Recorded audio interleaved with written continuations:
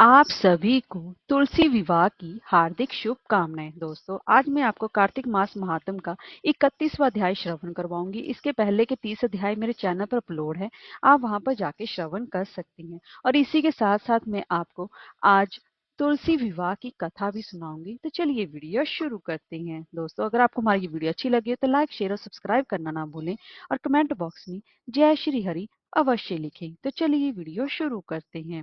दोस्तों, कार्तिक मास महात्म शुरू करने से पहले भगवान शिव का मंत्र ओम नमः शिवाय, जो कि भगवान शिव का मूल मंत्र है और इसे सबसे लोकप्रिय मंत्रों में से भी जाना जाता है। इस मंत्र का निरंतर जप करते रहने से चिंता मुक्त जीवन मिलता है। यह मंत्र जीवन में शांति और शीतलता का प्रदान करता है। शिवलिंग पर जल व बिलपत्र चढ़ाने से यह शिव मंत्र बोले वह रुद्राक्ष की माला से जप भी करना चाहिए। 3 शब्दों का यह मंत्र महामंत्र कहलाता है। तो दोस्तों, अब मैं आपको कार्तिक मास महात्म का 31वां अध्याय श्रवण करवा रही हूँ। इसके पहले 30वें अध्याय में अब तक हमने पढ़ा, भगवान श्री कृष्ण जी से भीष्म पिता में पूछते हैं कि पांडवों ने ऐसे कौन से पुण्य कार्य किए थे जिसकी वजह से वो उनके इतने प्रिय हैं। तब वह उनके पिछले जन्म की कथा सुनाते हैं। अब हम आगे की कथा प्रारंभ करते हैं। दोस्तों, ब्रह्मा जी कहते हैं कि हे राजन, पापों का नाश करने वाली प्रबोधिनी एकादशी का महात्म सुनो। भगवान कार्तिक में जैसे कथा आदि से प्रसन्न होते हैं, वैसे यज्ञ आदि से प्रसन्न नहीं होती। जो कोई रात्रि को जागरण करता है, कपूर से भगवान की आरती करता है या फिर दीप दान करता है, वह बैकुंठ को प्राप्त होता है। दही, दूध, घी और जल से जो भगवान को स्नान कराता है, वह मुक्ति को प्राप्त होता है। जागरण के समय वस्त्र दान करता है अथवा आभूषण दान करता है, उसको विष्णु लोक की प्राप्ति होती है। कार्तिक शुक्ला एकादशी को भक्ति भाव से भगवान को जगावें। नृत्य, गीत, बाजा बजाना और 4 वेदों के मंत्र, भगवान की कथा स्रोत, इनसे भगवान की महिमा गावें। पुष्प, दीप, नैवेद्य से भगवान की पूजा करें और कहे कि ब्रह्मा, रुद्र और इंद्र आदि से पूजित भगवान उठिए। आपके जागने से संसार जागता है, आपके सोने से संसार सोता है। मेघ गए, दिशाएं निर्बल हो गईं, अब शरद ऋतु के पुष्प ग्रहण करो। वैष्णव लोग एकादशी की रात्रि को शयन करावें, दिन को जगावें। जब एकादशी बीत जाए तो द्वादशी के दिन उपटन लगाकर पंचामृत से स्नान करावें, गुरोचन व तिलक लगावें, वस्त्र आदि पहनावें। पुष्प, कुमकुम, धूप, दीप, नैवेद्य तथा खीर से हवन करना चाहिए। इस प्रकार पूजन करके ब्राह्मणों को भोजन कराना चाहिए और वस्त्र और दक्षिणा देनी चाहिए। 4 महीने के व्रत की समाप्ति पर ब्राह्मणों को दक्षिणा देकर विसर्जन करें।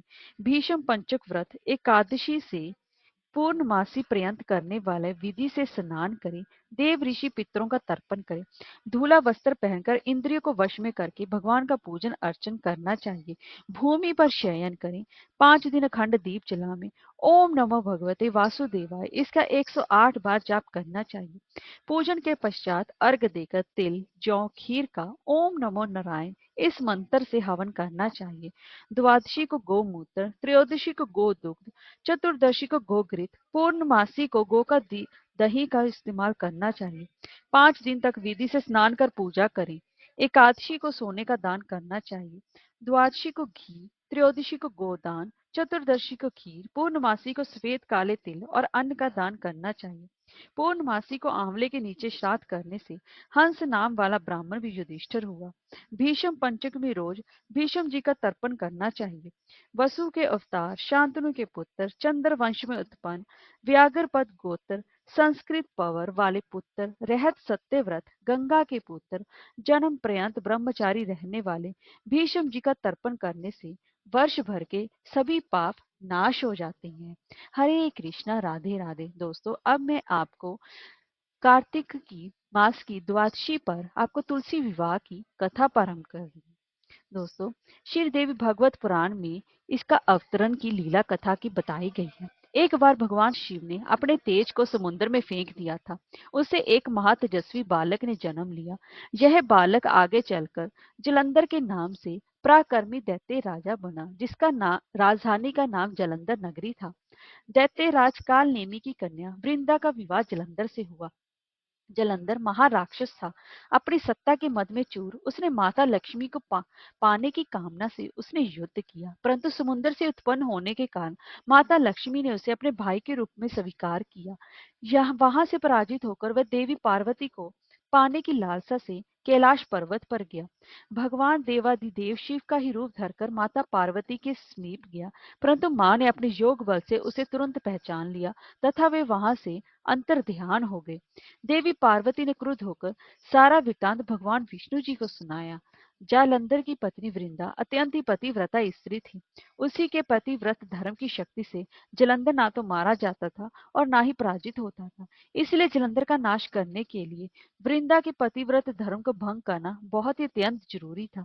इसी कारण भगवान विष्णु ऋषि जी का वेश धारण कर वन में जहाँ पहुंचे, जहाँ वृंदा अकेली ही भ्रमण कर रही थी। भगवान के साथ दो मायावी राक्षस भी थे, जिन्हें देखकर वृंदा अत्यंत ही भयभीत हो गई। ऋषि ने वृंदा के सामने उसके सामने ही दोनों को भस्म कर दिया। उनकी शक्ति देखकर वृंदा ने कैलाश पर्वत पर महादेव के साथ युद्ध कर रहे अपने पति जलंधर के बारे में पूछा। ऋषि ने अपनी माया जाल से दो वानर वहां पर प्रकट किए। एक वानर के हाथ में जलंधर का सिर था तथा दूसरे के हाथ में धड़ था। अपने पति की यह दशा देखकर वृंदा मूर्छित होकर गिर पड़ी। होश में आने पर उन्होंने ऋषि रूपी भगवान से विनती की वे उसके पति को जीवित कर दें। भगवान ने अपनी माया से पुण्य जलंधर का सिर धड़ से जोड़ दिया, परंतु स्वयं भी वह उसी शरीर में प्रवेश कर गए। वृंदा को इस छल का जरा भी आभास ना हुआ। जलंधर बने भगवान के साथ वृंदा पतिव्रता का व्यवहार करने लगी, जिससे कि उसका सतीत्व भंग हो गया। ऐसा होते ही वृंदा का पति जलंधर युद्ध में हार गया। इस सारी लीला का जब वृंदा को पता चला तो उसने क्रुद्ध होकर भगवान विष्णु जी को शिला होने का यानी कि पत्थर होने का श्राप दे दिया और तथा स्वयं सती हो गए। जब वृंदा भस्म हुई तो वहां तुलसी का पौधा उग गया। भगवान विष्णु ने वृंदा से कहा, हे वृंदा, तुम अपने सतीत्व के कारण मुझे लक्ष्मी से भी अधिक प्रिय हो गई हो। अब तुम तुलसी के रूप में सदा मेरे साथ रहोगी। जो मनुष्य भी मेरे शालिग्राम रूप के साथ तुलसी का विवाह करेगा तथा उसे इस लोक और परलोक में विलुप्त यश की प्राप्ति होगी। जिस घर में तुलसी होती है वहां यम के दूत भी असमय नहीं जा सकते। गंगा व नर्मदा के जल में स्नान तथा तुलसी का पूजन बराबर माना जाता है, चाहे मनुष्य कितना भी पापी क्यों ना हो।